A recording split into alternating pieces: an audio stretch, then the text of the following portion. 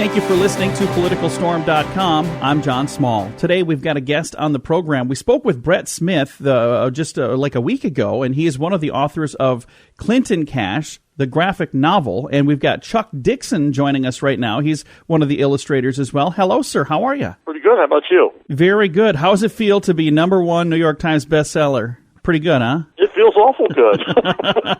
I'll say that's got to feel pretty darn good. Now, when I was visiting with Brett, one of the things that I was talking to him about is I really like the concept of putting something like this together. It's kind of the first time it's really been done to have a graphic novel about something to do with politics. You guys are reaching a whole new audience because there are people who will read this that might not have ever read anything at all to do with politics in the past. Yeah, it's true. I mean, the whole aim of this is to reach out to people, who aren't inclined to read political nonfiction.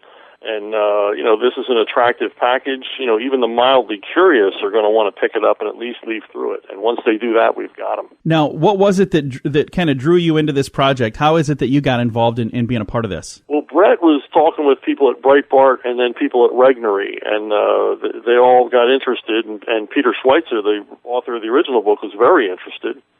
And Brett suggested me as a experienced comic book writer who wouldn't mind dealing with this material. So I was very down with doing the project from the beginning, and Peter was so encouraging. It all went very well. So let's talk a little bit about your past. What are some of the other projects that you've been involved in so people understand the caliber of work that you've done? Well, I've been in comic book writing full-time for like 30 years. I was on Batman comics for 11 years. I've written more Batman than anyone else has ever written. I wrote The Punisher, Savage Sword of Conan. I've written SpongeBob SquarePants comics, Simpsons comics. Just about any character you can name or any publisher you can name, I've been there and done it. So Batman, SpongeBob, Punisher, these are some pretty big characters. Now, when you look at the people in this election, they're pretty big characters as well. How different was it when you're kind of shifting your focus from these fictitious people to actual real people and real stories and real things that happen? How was that transition? Well, my mutant ability is being able to write scripts in a series of static pictures, and that's what comics are. So for me, it's always been about the medium, not the characters. So the challenge was to take, material that did not necessarily lend itself to visuals and find a comic book somewhere in Peter's book. And the approach we decided to take, which was, a parody or a mocking approach, was the only one that would really work, that would let us go wild with visuals that weren't necessarily in the book, but maybe suggested by the book. And thankfully, Peter understood immediately what we were going for and gave his stamp of approval. Again, visiting right now with Chuck Dixon. He's one of the illustrators of Clinton Cash, the graphic novel. It is based on the New York Times bestseller Clinton Cash by Peter Schweitzer, and it is a #1 New York Times bestseller on its own now as well. You guys have received a lot of praise. Now, there have been some people that are a little critical of it as well that don't necessarily like it. What do you have to say to those people? Well, there are people that didn't like comics to begin with. If you don't like comics, fine. I mean, if you don't like opera, fine. Yeah. Go on with your life. I'm not going to get bitter about it.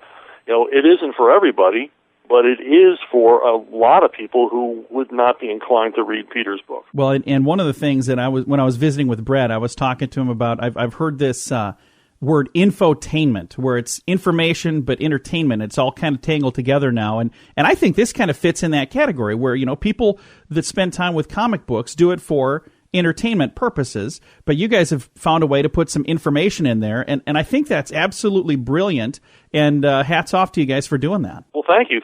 I mean, we found some laughs in Peter's book. Yeah. Again, the original is called Clinton Cash, and the one that we're talking about right now is Clinton Cash, the graphic novel, done in very much a comic book style. We're visiting with the author, with one of the authors and illustrators, Chuck Dixon.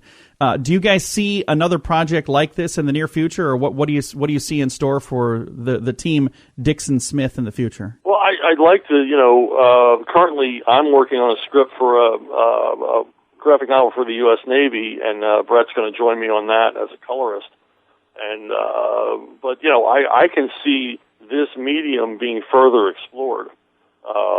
Especially on the back of the success of Clinton Cash. I think there's an audience for this kind of material, and I certainly want to keep going with it. Are there any other books out there that maybe you've seen over the last few years that you thought, man, I would love to do a graphic novel of that book? I'd love to do almost any Ann Coulter book. Oh. She really, and I mean this complimentary way, she writes in a comic book style, a lot of hyperbole and a lot of visuals, and I'd love to adapt one of her books. Well, maybe somebody will share this with Ann Coulter and you guys can connect. From your lips to God's ears. All right. Well, Chuck, thank you again for taking some time to chat with us.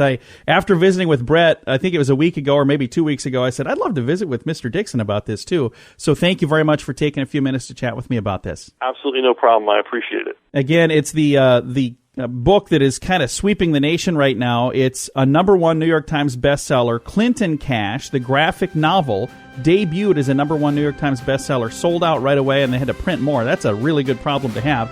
And if you'd like to know more, you can find them online. They're at Amazon and everywhere. They're all over the place. Thank you so much for listening to PoliticalStorm.com. I'm John Small.